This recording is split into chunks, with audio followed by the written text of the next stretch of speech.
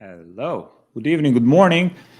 We are live, and today we have an awesome conversation with one of our clients. His name is Christopher, and he joined Brand Builders Academy 2 months ago, and he is already at $2,000 a day in sales with his e-commerce store. So we'll talk about his story. We'll talk about what's working for him, and we'll talk about how he managed to get traction so fast with his business, which is incredible. And also, you can ask any questions if you want to drop any questions for Christopher, who got from zero to $2,000 a day in sales with his e-commerce business 2 months into BBA. Like, people complaining about, oh, it's like e-commerce is hard, e-commerce is difficult, oh, e-commerce is saturated. Well, it's not. It's not. And so we'll talk about what worked for Christopher, how he got traction so far, so fast. And you can also drop any questions from him. I have lots of questions from my side because for me, if someone's getting traction so fast, they must be doing something right. And they're also moving fast, and they also implement and execute, and they move fast, and they're not complaining. They're not, looking for excuses. These are the people that are top performers, that are coachable, that are moving fast, executing, and that's why they're getting these amazing results. So super excited to share Christopher's story with you. I believe he's from UK, at least his name. I think he's UK. He has a UK name, and we'll talk about his story. So super excited to chat with him. Before we get started, boom. Let's go. Ahmed, let's go. Let's go. Ahmed, let's go. By the way, Christopher is in BBA. It's called Brand Builders Academy. If you're not the Brand Builders Academy, you probably should be. Christopher, my man, thank you so much for joining me. Absolutely. Very nice to meet you, Alex. Great to meet you. You're from UK, right? No, I'm from the States, Michigan. Oh, nice. Nice, my man. Thank you so much for joining me. What time is it in Michigan right now? It's currently 12 p.m. Okay, cool. Awesome, my man. Yeah, thank you so much for joining me. And yeah, excited to have this conversation because I think it's just a testament of like what's possible. Like if you just commit to e-commerce and if you really follow through and execute. So yeah, excited to chat. Absolutely. I completely agree. And I look forward to the conversation as well. How's my audio, by the way? Is it okay? Yeah, it's good. It's good. Excellent. Cool, man. So what's your story? Like how you got into e-commerce? Sure. So I originally started in late 2022. I bought a course from a man called Dan Vass. I'm not sure if you know who he is. He's from the States as well. Joined his course. It was decent. I got pretty lucky, and I'm grateful that he had a decent course, but he closed everything down.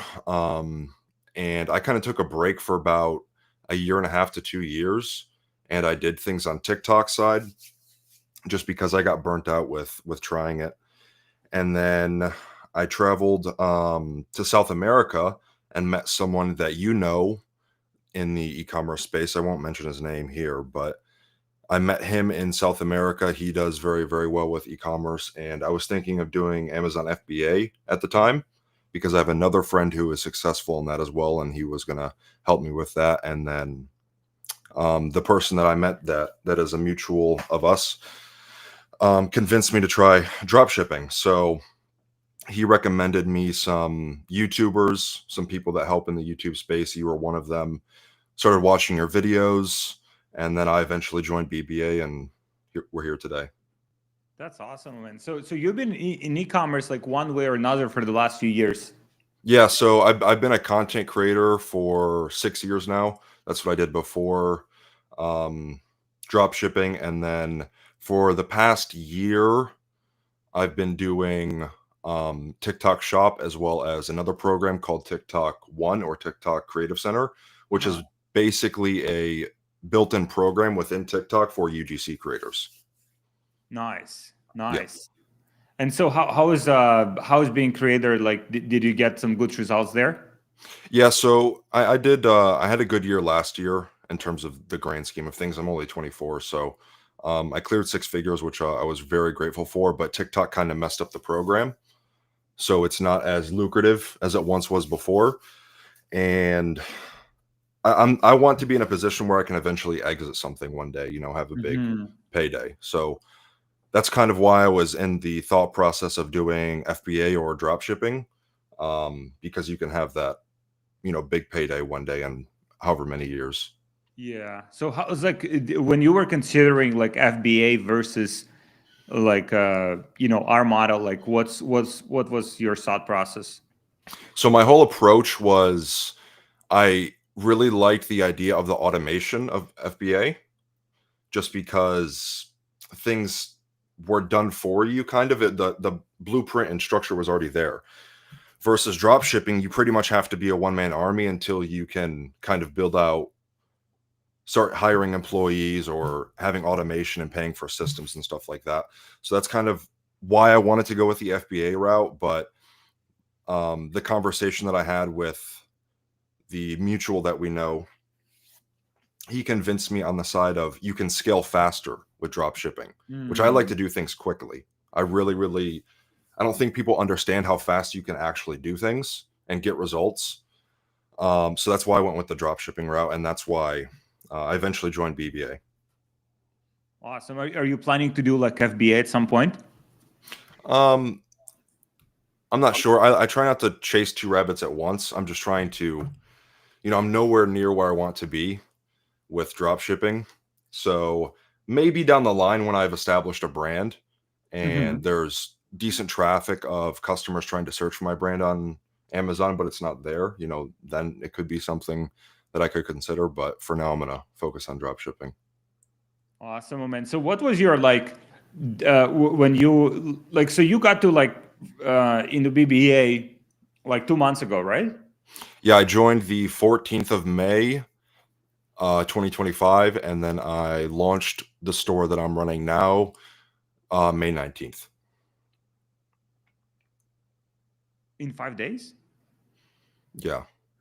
So you just like from scratch created like a store like in 5 days, like. So yeah, I launched one product previously from the person that I met in South America. He was helping me and also watching your videos as well. Uh-huh.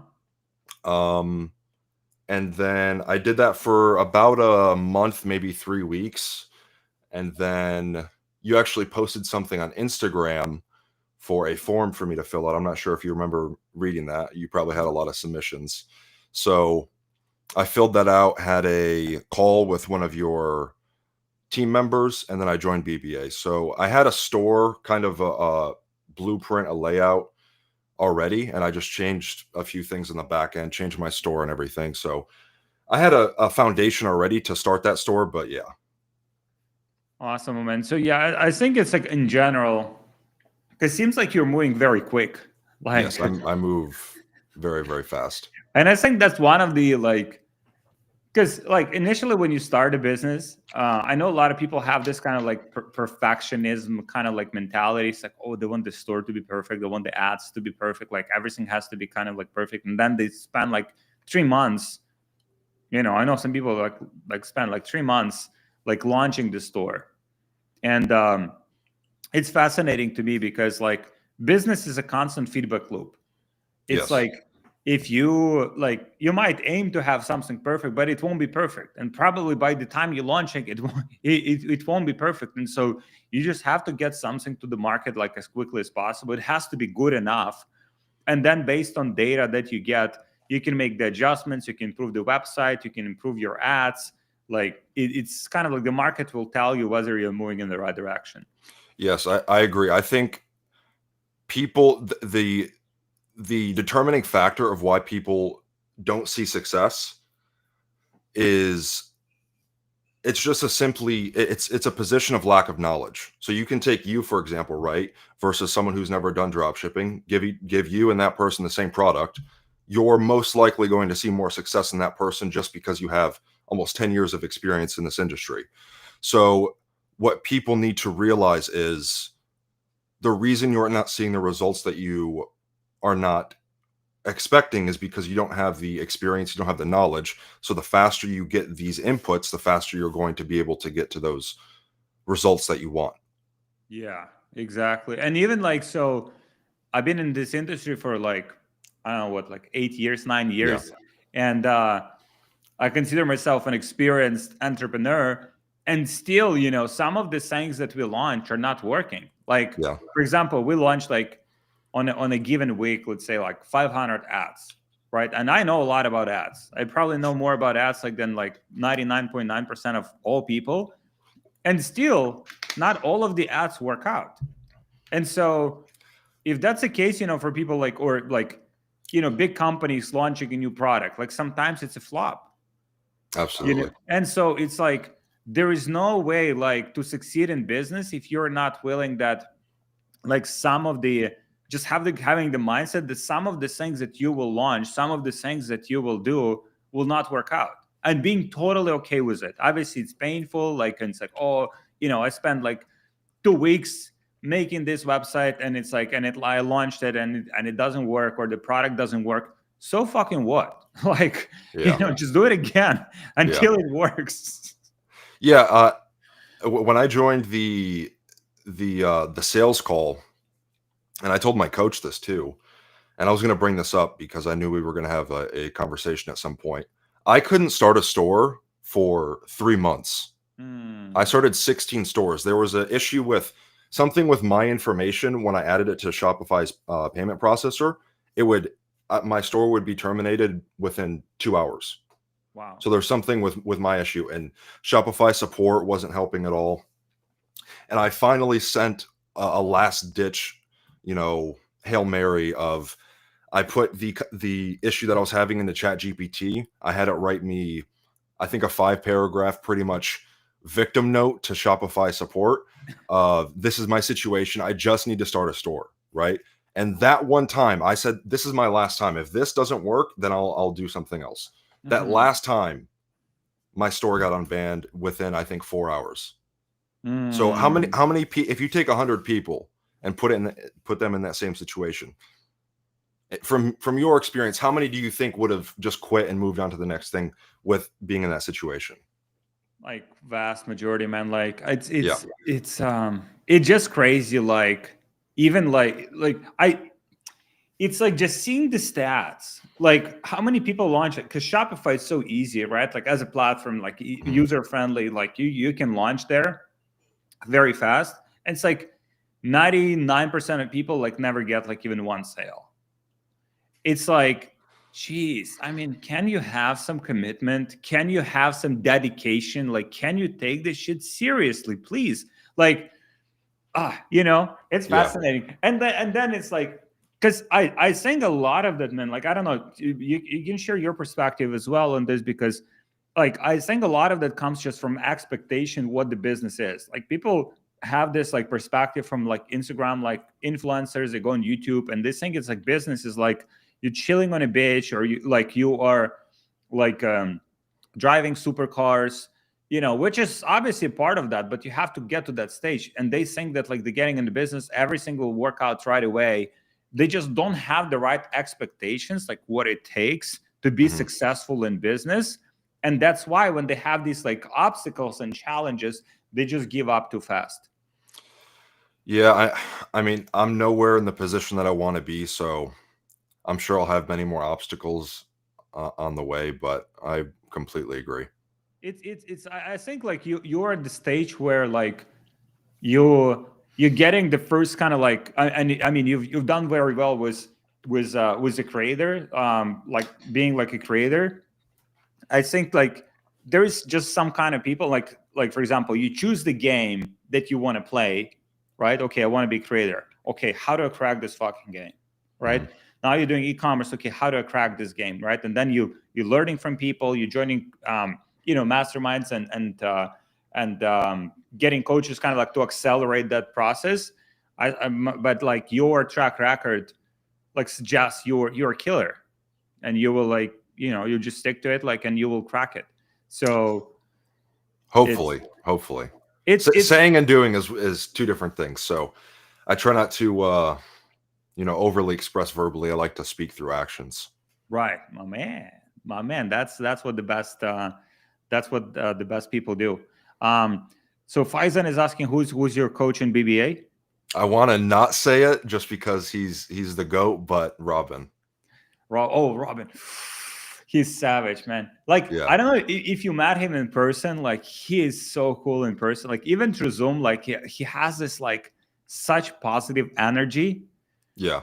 Like I love And the guy. He's amazing. can I swear on here? Yeah, of course. Okay. He's a no bullshit kind of guy, which I really like. Like, I think the very first call I had with him, and I think this is very important for a lot of mentees out there. Whenever you do have a mentor, make your mentor look as good as you possibly fucking can.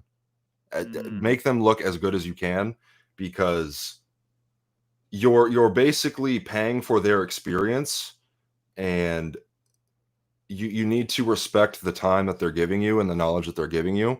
So you need to respect that fact, but also make them look very, very good. So I'm very pleased and happy to have Robin as a mentor. for sure, my man. And it's like, and it was coaching. Like what I realized, because I'm also like in different masterminds and coaching programs, and we're spending hundreds of thousands. Um, we, we have a fight here. So Jeremy is phenomenal as well. Like I love our team, man. Like we have great people, great savages, like experienced entrepreneurs.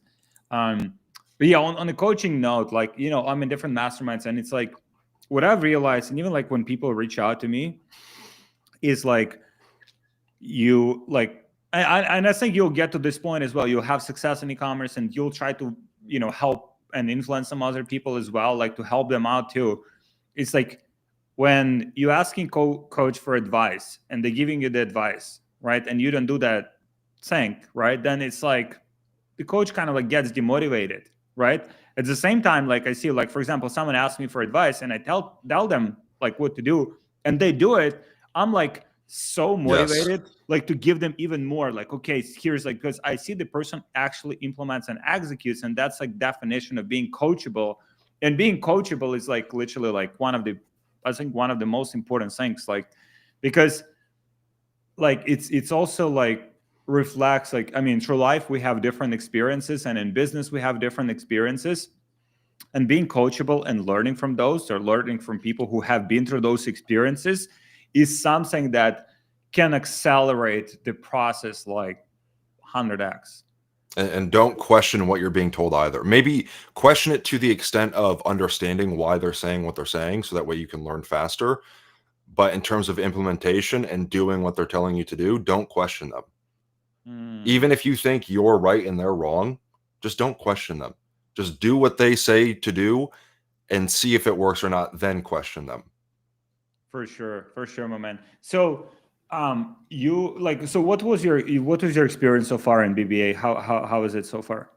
You have built a very well running team, and I'm very happy to be a part of BBA. Everyone that I've interacted with has been very professional, very knowledgeable. So my overall experience has been really, really well. Awesome, man. So, how is like, do you, so when you got into the business, like, do you work like 9 to 5 job now? No, so I work on TikTok, so I work 100% from home. I work on the TikTok stuff maybe 2 hours a day, and then I train, read the Bible, and do Hmm, drop shipping.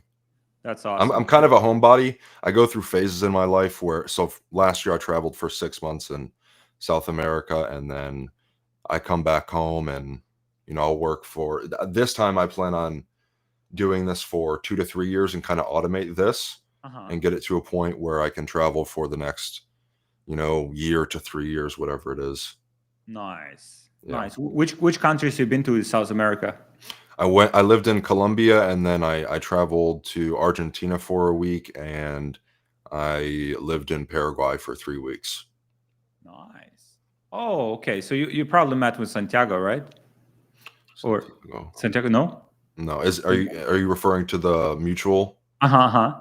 No, the guy that I met is from Australia. Oh, okay. So that's Albert. No. That's his You partner. you know him. I don't know how well you know him. I know you have met before, maybe a few Uh-huh. times.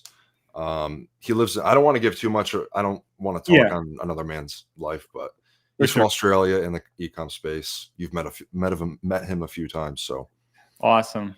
Yeah. Awesome. And so like for you, kind of like, I mean, you've had experience with TikTok, being creator. Like, so what's like when you launch ads, let's say, are you on Facebook right now, advertising on Facebook or TikTok? yep. I'm only in the U.S. market and only advertising on Facebook. And you like, did you use like any TikTok shop, like TikTok specific formats for the advertising or like, Yeah. So for my product in specific, I had to get a bit creative. So right now I only run image ads. 95% of my ad library is image ads. nice. And that's a mix of stealing competitors' product photos and altering them in Canva a bit or just 100% AI. Uh-huh. So the product that I sell, I'm in the travel niche, is primarily for women. And I just pretty much reverse that and sell to men. So I can't use any existing organic content for the product because it's not for the proper demographic. And my coach and I are kind of working on figuring out how to use that content for that. Um, but yeah, my ad library is basically image ads, and I couldn't really use the the organic content already out there to answer your question. Gotcha. I know about Get Hooked. I've used Get Hooked. Did you use Um, GitHub image generation? no, I haven't. I only use ChatGPT. Oh man, you should try it. It's Okay. yeah, it's pretty cool. It's generates like about 60 seconds, generates like 4 images. Okay. And yeah, we are rolling out like a lot of like functionality there. Like we want to create the best like image generation like available on the market. And we are like we're literally using these images for our own ads. Like this is actually like real world like application. And obviously using like ChatGPT and stuff. The problem with ChatGPT is that it's I think it's like what, like 1 or 2 images at a time that it generates. Yeah, it's usually one. Yeah, so it's kind of like it's good, but it's like one, like, so we generate 4. So let's say out of 4, sometimes all 4 are good, sometimes like just 1 or 2 are good, but like it's same, like you just pumping out like a lot more content a lot faster, and you can use the inspiration from other like successful ads directly from Get Hook library. Okay, I want to recreate this ad for my product. Boom.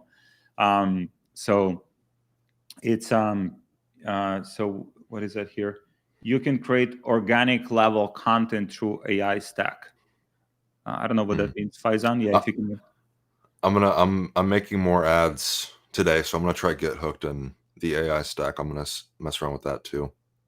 Yeah, my man. Yeah. Oh, hey, oh, the AI stack. I think he means Hey Jan. So that's more for the videos. Hmm. Like Hey Jan, Clink, Hicksfield. I think Hicksfield is it's AI UGC, I believe.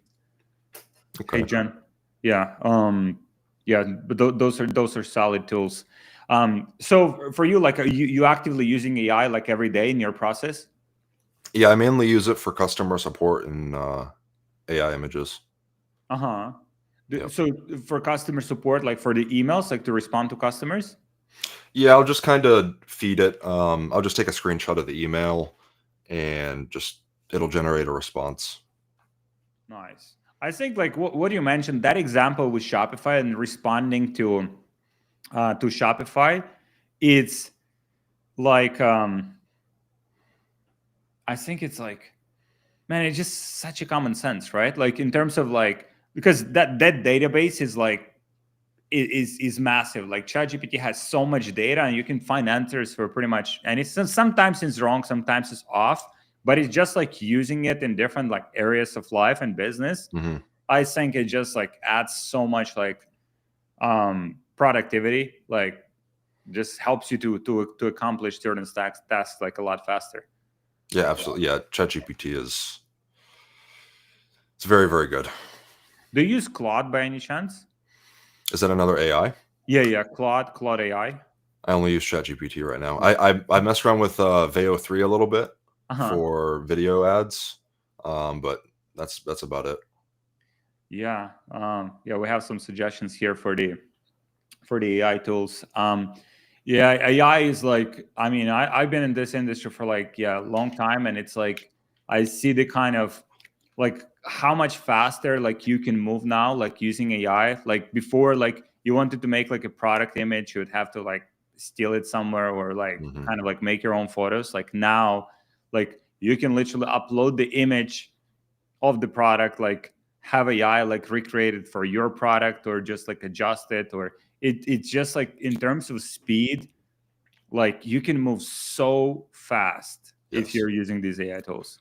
Yeah. Right now I'm making about 10 to 15 ads a week, but I was having some back end issues, so I'm going to start scaling ads more aggressively now because I can.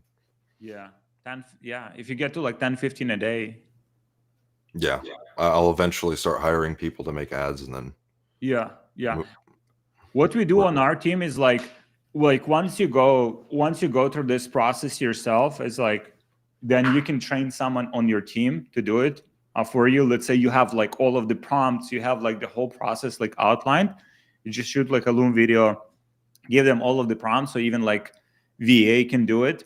For us, like we're taking even like one step farther in terms of like we're automating some of these steps, like using like AI workflows. Hmm. Like N8N and stuff like that. So like different tools. Let's say it creates a script like in one AI, then it pulls to another AI, then based on that creates like an image, and then just like pumps images like 24/7. So yeah, I think it's moving in a very like I don't think people even realize, like, because most people are not using it to the kind of like to the full extent. I think no one is using it to a full extent really, like, but it's moving in direction where many of the tasks that you're doing right now in a business will be just like automated. Yeah.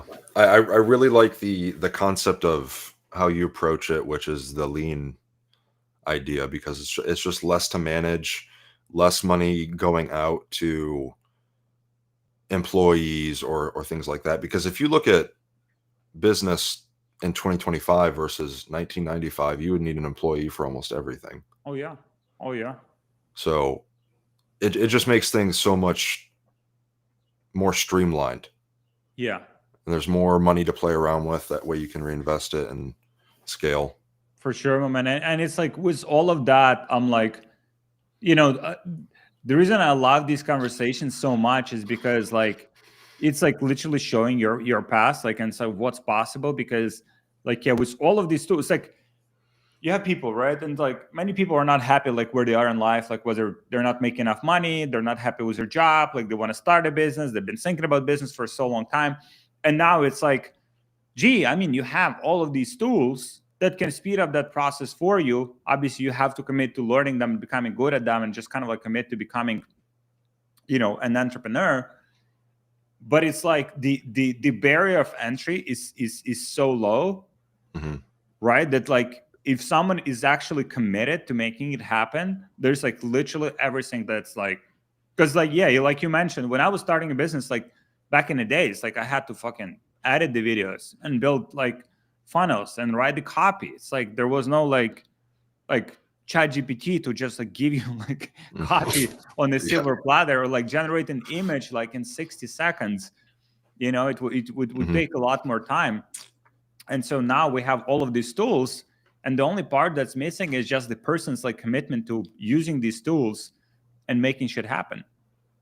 It is. It's never been easier, and I still don't know what I'm talking about. I'm only talking from the very limited perspective of the lack of experience that I have. Um, but it's never been easier. I mean, it's basically done for you. Yeah. It's extremely extremely. It's yeah. My man, so what's your like at what point like in your life, because so you mentioned you're 24, Mhm. like at what point in your life you decided to be an entrepreneur? Like what was that like kind of transition? Because the typical path is like getting a job and working there for 40 years. That's kind of the path that most people are walking. Okay, where do I start in this answer? Um, it wasn't necessarily me deciding that I want to be an entrepreneur. I just wanted money, Okay, fair. just a lucrative amount of money. And I mean, there's a lot of vehicles that can get you there, but it's how fast, you know. Mhm. So with something like entrepreneurship, you're 100% accountable and you're also 100% in control. Mhm. So whatever mistakes are made or whatever success you have, at some point you have the input of that result. So I think with that control, you can get the results that you want quicker. Mhm. So that's why I decided to go down this path. And also the I like freedom or location independency. I don't like being stuck in one place. I think that's a bigger reason why I decided to do drop shipping and just be an entrepreneur or e-commerce was Mhm. because the first time so I went to South America the first time in 2023, and when I came back I had the compare and contrast now because I'd never known another country. I've only ever traveled within the states like a typical American would. Uh-huh. And when I did that traveling, I realized I could feel it when I came back that people become places. Like they get stuck in the place that they live and it becomes them. And you can feel it in people where Mm. they it depends on the place obviously where you live, but where I live, it's a decent place. It's your average, American um small town or county, Uh-huh. but it's just average. I don't want to be average.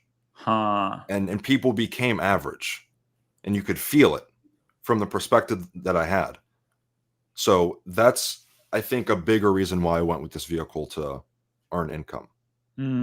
So when you went to like South America for the first time, it kind of like motivated you, like you saw like a different perspective, like different like lives that people living, like or you just like because you disattached from your like environment for some time, and then you came with like fresh eyes, and you just saw like how Yeah. people actually living their lives.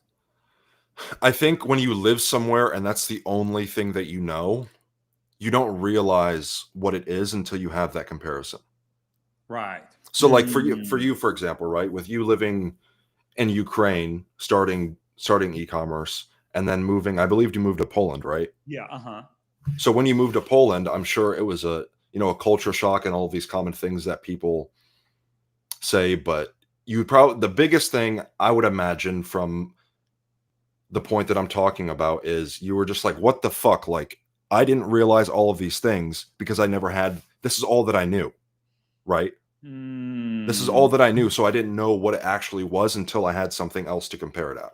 Man, I see your point. Such a great point because you're right. Because like so, even when I was living in Ukraine with my wife, we would go to Poland because Poland is like European Union. It's like more developed country. Mhm, There was no war back then, but it's like even from the kind of like quality of life, mhm, like perspective, like the streets are cleaner, like people are nicer, for the most part, and just like how people live, like okay, you even if you work like a normal job, you you can support yourself, your family, you can buy food. Like in Ukraine, I mhm. couldn't buy fucking food. Like come to the store, I would look at the food and like go home, like because I couldn't afford it. And so just like from that perspective, so we would basically with my wife, we would get on a bus to go to the border like a few times a month, and and we would just cross the border, and we would just walk like in the city, like in Poland, like we would just kind of like see how people live, and Mhm. then we would come back, and it's like because we wanted exposure to that environment. It was so motivating, but it's like yeah, like even different cities, like yeah, like most people, I think, I was reading the stats somewhere. Most people like live and die like in the same cities that they were born in, right? It's like your life is basically kind of like templated. It's like, Yeah. yeah, you were born here. You died here, that's your whole lifespan, right? And so, and like you mentioned, I think exposure to different places, like you go to even like bigger city like in your state, or like difference, or like go to New York. Like I don't think every American was in New York. Like, No, you know, especially now. yeah, You couldn't pay me to go there. yeah. So it's like, but that exposure is like, oh, geez, I mean, life could be different. Oh, Absolutely. interesting. And so, and then it's like, okay, if you're like motivated enough, okay, I want to get out of this like kind of like closed circle in this environment that I was born in. Like then you start planning out and making some moves to actually go there. Yes. And I would add to that point as well, with me being in a place where I'm extremely privileged. When I went to the second or third world countries and I returned, I also realized that the problems that we have here are privilege problems. And what I mean Hmm. by the sense of this is, yes, there are people in the United States that are struggling, Yeah. but the majority of the problems that we have are problems where you're allowed to have these problems. They're not actually real life problems of not being able to eat, not, Yeah. not having a place to live, because we have systems and things set up in this country to support you in that. So now I genuinely think that human nature, we tend to be a bit pessimistic, especially Uh-huh. when we want more in a country like the United States where it's always more, more, more. You're always looking at it as the pessimistic perspective. So in these second and third world countries, people are given, life gives them real problems, versus people in the States get to choose their problems. Hmm. Man, I love this perspective because I've been through like, so Ukraine is a third world country, Hmm. and I think that was the privilege and my blessing to being like born there, because I've seen how, like, I was so blessed and grateful that I could buy fucking food, like that I could just work and buy food. Like Hmm. that's like so I appreciate I appreciate even that, right? Because I've seen the contracts that it could be also other way where you cannot like afford food, and then like it just, I mean, it's probably like initial stage, like there's like ambitions, like you want more and more and more, like it's never enough, like for especially for entrepreneurs. But it's like, yeah, even like seeing those, like seeing that life could be like totally different, and that we are like so blessed. Like give you example, like even from the business, like business standpoint, like Hmm. I remember I wanted to start e-commerce business in Ukraine. Good fucking luck. Like I had to go to Poland to open like a bank account there to get a PayPal, because at that point there was no PayPal in Ukraine. There was no Stripe. Like, you know what I mean? It's like I want to make I want to start a business. Like I can't fucking even process payments.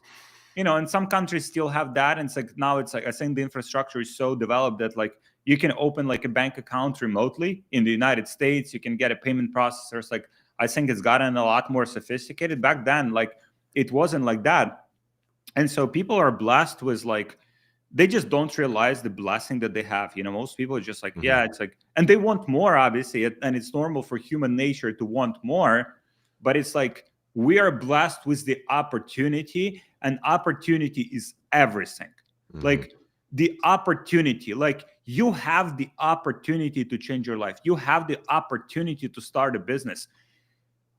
What the fuck else do we want? Like, geez, I mean, that's it. Like, you know, I think the more frustrating part about that as well is, especially from your perspective, I could imagine you look at people and you realize it is possible, but you can't do it for them.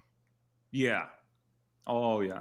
That's probably the more frustrating part, is like, I'm sure you've had family or friends come to you and they ask you, like, I already play out these scenarios in my mind where I'm the youngest of seven. So I have six siblings and Wow. I'm the youngest. They all live the average life. Mm-hmm. And I imagine when I get to the point where I am successful, because I know I will be, Yes. whenever they would come to me for money, whenever they're in a hard situation, it's not me giving them the money. It's me, they're asking the wrong question, Hmm. because I can only give someone so much money to the point where it's not worth it anymore. Yeah. Versus if they come to me, and however I'm making my money at that point in my life, and they ask me, teach me everything you know, I'll do everything you say. Yes. That is the question that people need to be asking. Yeah. And the opportunity is there. It's just they're not initiating. Hmm.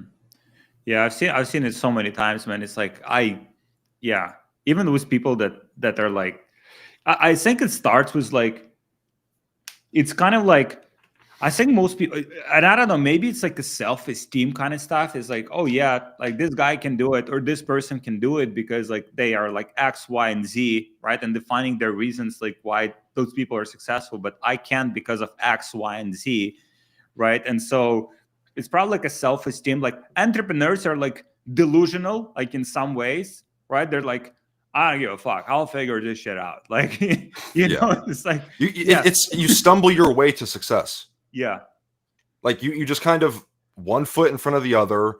Sometimes you go down to one knee. Sometimes you'll fucking fall flat on your face. yeah, But you just kind of stumble there, and then you one day you wake up and you're like, "How the fuck did I get here?" yeah.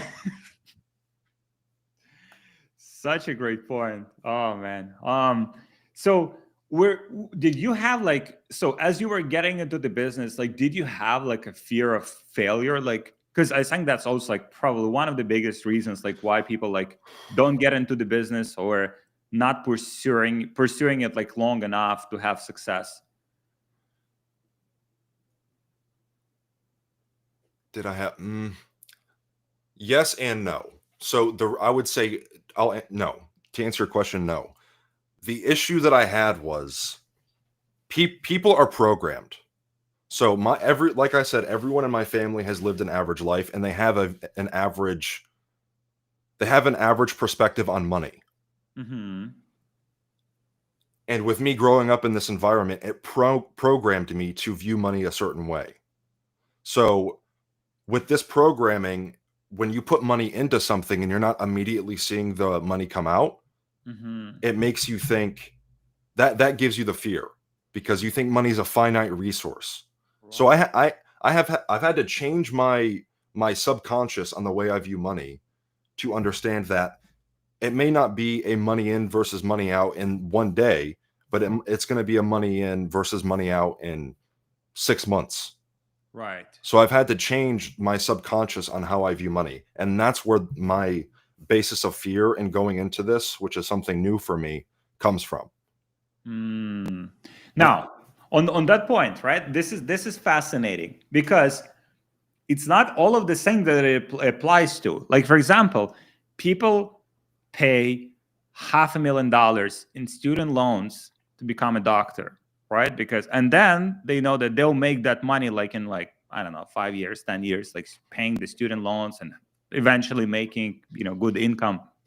So there are certain exceptions that I think also have been programmed right from mhm, the top, that like, oh yeah, this is a good choice, this is a good investment, like spending $500,000 on the education, becoming like a lawyer, becoming like a doctor, which is, those are necessary things for sure, like in the society. But like certain things, it's kind of like it applies to certain things, but then it also, there's certain like exceptions that people are willingly do, and kind of like see it from a different lens. absolutely. And the reason they have that perspective is because they're programmed. Almost Hmm. everyone in the States, or in a position where they're able to go to college and take that loan for 40,000 to, like you said, 500,000, it's because they're programmed.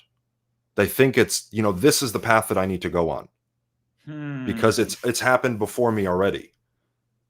Versus, the position that I'm in, as far as I know, no one in my family has ever been successful. I have European blood, so I'm sure 10 Oh yeah. generations ago there was a couple rich people in England or Europe, but in the past couple hundred years, probably not. So I'm Hmm. having to reprogram my mind on how I approach this and think about it. I think that's such a great, like, it's kind of like, okay, let's say I'm at a certain place in life and I'm not happy with where I am, right? All of that, like you said, comes down to the programming, because like you got to the point in life where you are right now because of the decisions that you have made, and you have made those decisions because of the beliefs that you had, and those beliefs that you had came because of the programming, because of the kind of the information and belief systems that you consume from other people or from the society or from the fucking TV. Like, they came from somewhere. So if you want to get from where you are now to where you want to be, that previous setup, that previous operational system, those guidelines, they will not get you to that point. You'll have to like change those beliefs if you want to get to where you want to be. Yes. I'll tell you a story. And I've really tried to, I dissect my own mind a lot and myself a lot. And I'm extremely different from everyone else in my family. And as I'm getting older, I'm trying to understand why. And when I was 6 years old or 7 years old, I live in a state where we have one of the murder capitals in the country. It was Sure. the murder capital in the country in the States. I live in Michigan. The Yeah. city is Detroit. Oh, I was there. Yeah, I was there. Oh, you're in Michigan. Next time I'm there, I'll be there like in few months probably. I'll hit you up. Okay, excellent. Hopefully, I'll be in Florida by then. I plan on moving there to Oh, nice. network. Let's go. So when I was 6 years old, there's always something on the news whenever my parents were watching the news of someone dying. Now, of course, this is a tragedy, but my point is I recognize the pattern. If it's the same thing over and over and over again, you're kind of expecting it at that point almost.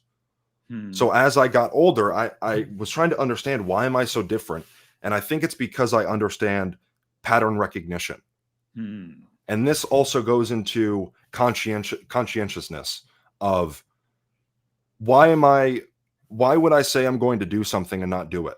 Where's the point in this equation, in this pattern, where I say I'm going to do something, but I don't end up doing it? Where's the fault point? And I think people don't understand this or dissect themselves enough to the point where they look at something and they don't understand in the pattern where it's going wrong, where they're not getting the results that they want. So if you feed that in, I mean, it's like, okay, let's say you watch TV and there's like some bad news all the time, then you probably be like in the kind of like in a negative state, right? Pessimistic state, that no matter what you're trying to do, you will either not do it or will not do it with the best effort because you believe that the world is fucked up. That as well. But it just gets to a certain point where how many times are you going to see the same thing over and over and actually care? You know, if one person dies in where you live one time a year, it's a tragedy. Yeah. But if one person dies every day where you live, it's just normal. So do you really care at that point if you're conditioned to it? And I think that goes back to the point of what I was saying, where you become where you live. You're conditioned at that point. Oh, this is just life now, the average life. This is just who I am. I have an average job. I make average money. You're conditioned. It's a pattern. And people don't realize you can change the pattern. Right. And the biggest probably like influential factor in like changing that pattern is just like moving yourself to a different environment. Yes. Understanding yourself, understanding what you want, and then understanding where the problems or the things are lacking in your life. I love that, man. This is so deep. I love it. We have a tactical question here from Young GB. How much do you spend per product test? So the first product I launched before I joined BBA, I probably spent $300 or $400, and then this product that I'm running now, I probably spent $200 before I saw a sale. So, I mean, the course recommends $500. Mm-hmm. So I just do what I'm told. And so and it's like when people ask this like all the time. I get this is like probably one of the most frequent questions, and it's like, because yeah, I think that comes from the kind of mindset and perspective is like they want to see results fast, which is normal, right? Like we want to see some promise before we spend more money on it. But at the same time, it's like I know some entrepreneurs that are now running like $50 million a year businesses, and they've tested like 20 like products before they had like any success. Mm-hmm. And so what if they fucking stopped after 10? Yes. Like like none of this would happen. Like none of the financial like freedom they created for themselves, for their families, like none of it would happen. And so it's like I think that the better question to ask here would be like is like how committed I am to making it happen. Like it's Yes. literally that. It's like, okay, even if it takes like 20 products for you, which is very like unlikely. Oh, Marcus joined us. Hello, um Mark. so uh so it's like it's just having that perspective of like sticking with it. And yeah, it's just lack of commitment. Like I yeah. I would add to that point as well. Whether you believe in something, you believe in the universe, you believe in God, whatever your religion or belief system is, there's a balance to things. There is always an equal and opposite, whether it's in physics and biology, whatever. So if you're going to approach business like you were saying of only launching 2 products, then you're probably not going to make it if you come in it with that mentality. But from my perspective, if I can't start a store for 3 fucking months, something on the other side of it is going to be worth it. Yeah. So it's the balance. All I'm doing is proving myself to show how that I actually want it. And people will just launch 1 or 2 products. And this is my third only product I've ever launched before. And it all could go away tomorrow. Maybe it's just another test. Who knows? Yeah.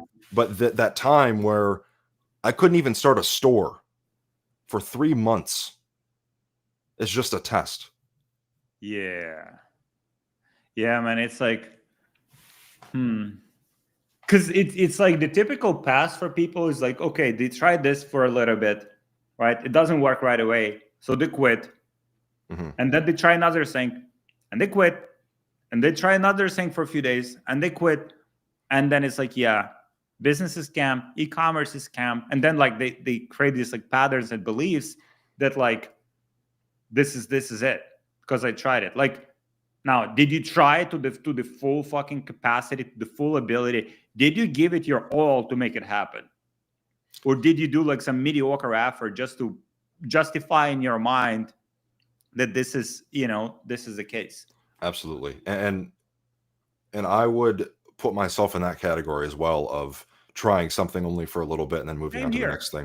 Same here. I've done it so many times. It just like over like as you like you said, the pattern recognition is like you realize that like, okay, and also having conversations with entrepreneurs, like just like go on fucking YouTube and watch like conversations with successful entrepreneurs. Like first product they launched was shit, like didn't perform, failed, lost money. Like Elon Musk, like when he was launching fucking rockets for the first like times, like the what's the name of that, the SpaceX? yeah, SpaceX, yeah. It's like first like 2 launches or 3 launches they did, they spent millions of dollars. Smart fucking people, like smart people designing these rockets and making these rockets, failed. He was so close to being like bankrupt, and then he got a contract and like and did a successful launch, and now he has like the most fucking satellites of everyone in the space. Like, what the fuck do you expect if Elon can fuck up, like, and make mistakes? Like, you think like you'll launch your first product and like it will be like fucking make you millionaire? It's like people have this like like wrong. Delusion. Yeah, it's delusion. It's not even like it's kind of like delusion. It's like it's a mental masturbation. Yeah, I'll launch the product and like, but it's like, gee, I mean, if you commit to it, it will be fucking worth it. I would add to that point as well. Watching interviews, case studies, things like that is very, very important. But also befriending or having a mentor like that in real life that you can Mm, interact with, sit down with, and just understand the nuances of them adds to that even more. I genuinely think that's one of the most powerful things someone can do that wants to be successful is meeting someone like that and having them in your life and just watching them in the sense of how they are as a person, having that mm, energy around you of this person was in the position that I'm in right now, but now they're in a position that I want to be.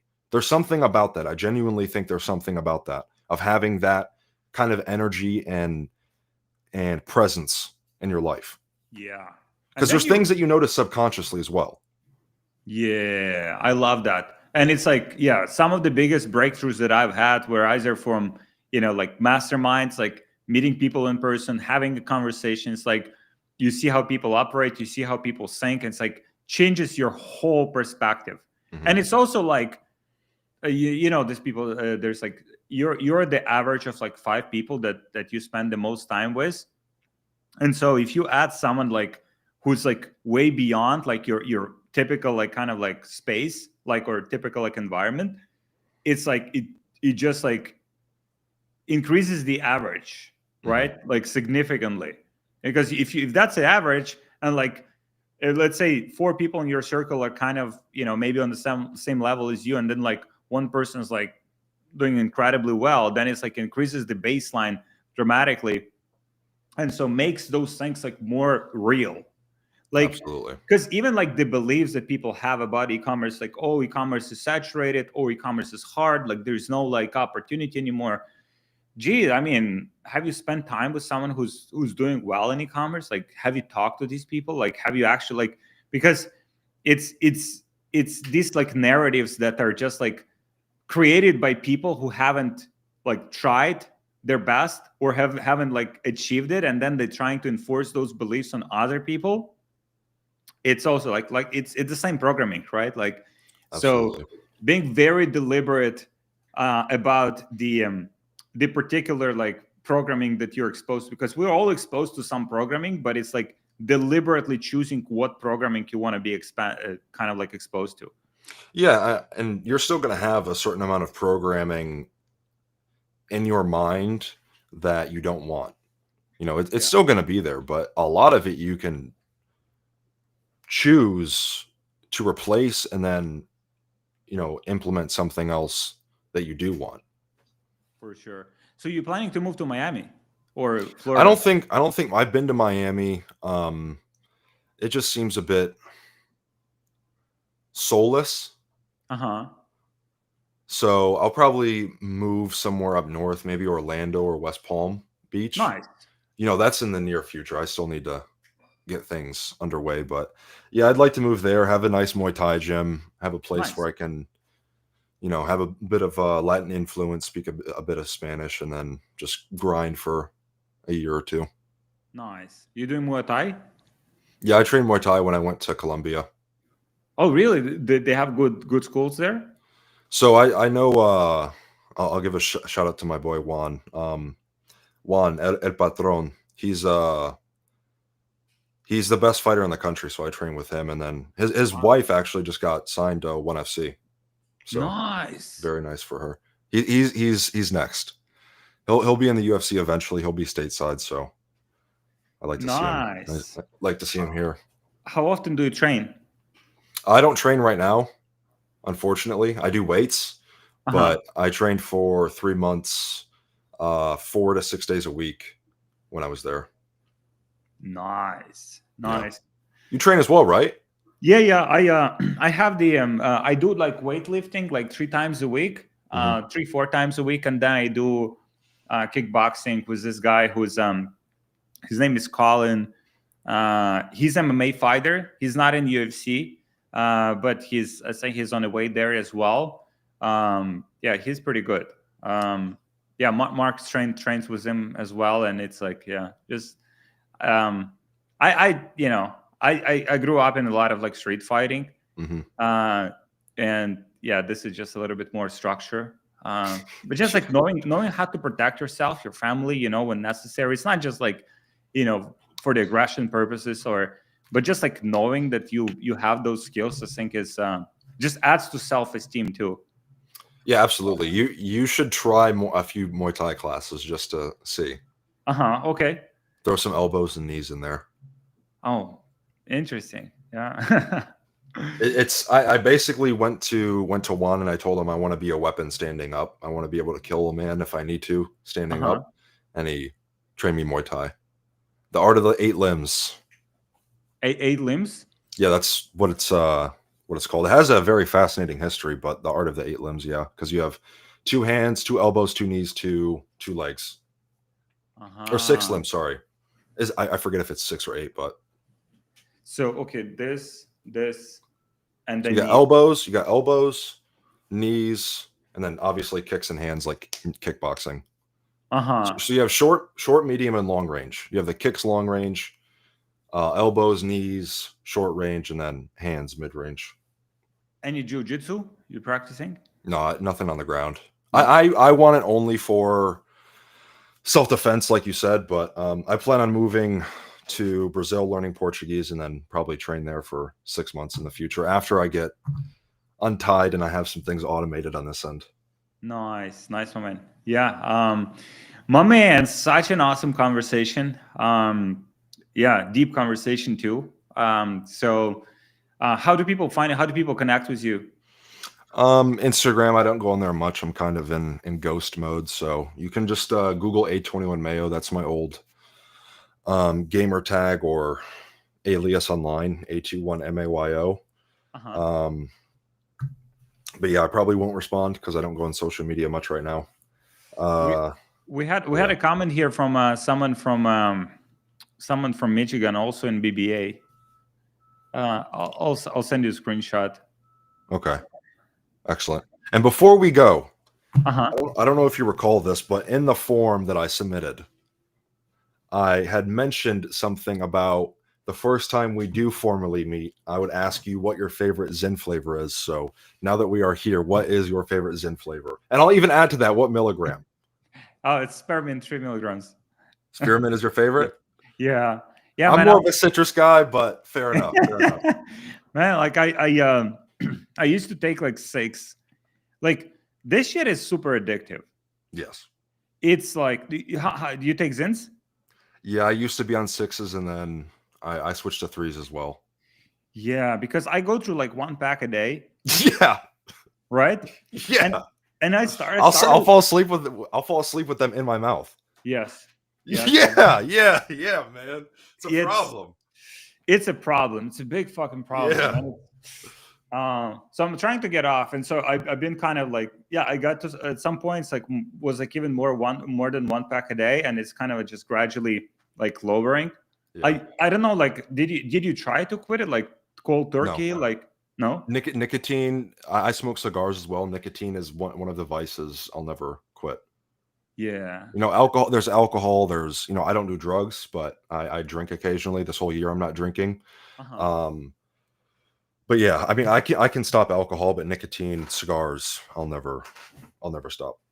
I just like Yeah. tobacco and nicotine too much. So don't quit. Would you rather live 5 more years and have the rest of your life be miserable and terrible, or have a bit of nicotine? It's a trade-off. My man.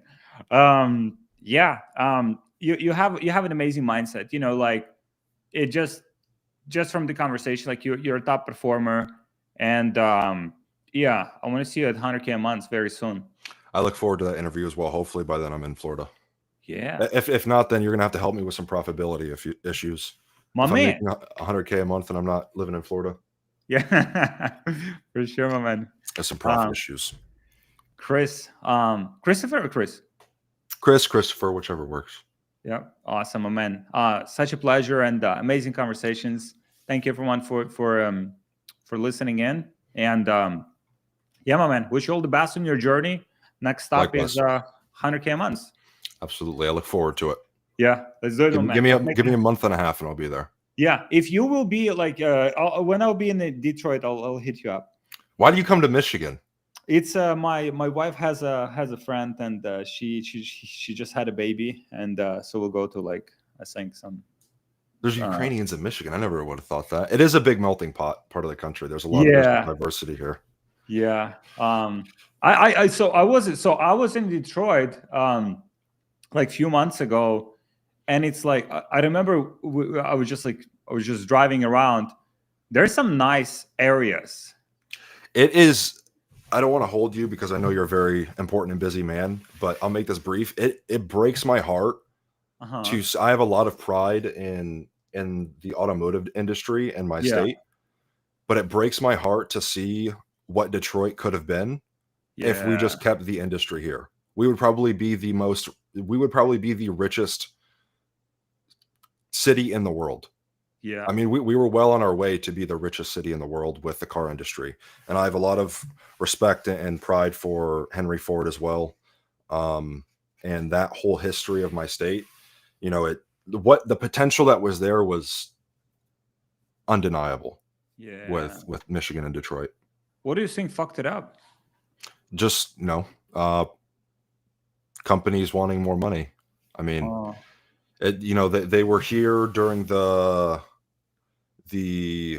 late 90s into the early 2000s, and then they moved to Mexico and China for cheaper labor costs. So just profitability to gather more profit. I mean, there was literally near where I live, there's a city called Pontiac, and it's basically a mini Detroit. It's mainly a train drop-off station, but it was going through the stages of industrializing because it was expanding so much. But now it's just, there's drugs and crime there now. And same thing with Detroit. Like, so many people moved from all over the world and in the country just to move to Michigan because the jobs were that good, the benefits were that good. My grandfather moved from Arkansas, which is another state, to Michigan. And that's how my mother met my father. So without that industry, I literally would have not been born. Wow. So my grandfather moved here just for that job because it was that good. The industry was that good. And there's people now that are still alive that worked in the car industry, and they retired at 40 to 50 years old, which is, 10 to 20 years sooner than the average, just because the benefits were that good and it was just that good of a job. So it would have, especially with the EV boom now, and if the car industry was still here, I mean, Michigan is an industrial powerhouse. It's just we don't produce anything in the States anymore. Wow. So there's no reason to have workers here. Yeah. Well, it is what it is. Like, we can. It is what it is. Yeah. Yeah, it is what it is. It's pretty much all you got to say. My man. Awesome. But you'll move to Florida. You'll move to a great environment, Yeah, I want a nice place where I can ride my motorcycle and just grind Muay Thai gym. That's it. Nice. I'll introduce you to some good people. I would very much appreciate that. Yeah. Awesome, man. Chris, was awesome conversation. Thank you guys for watching. And yeah, my man, I'll see you at 100K months. I'll see you there.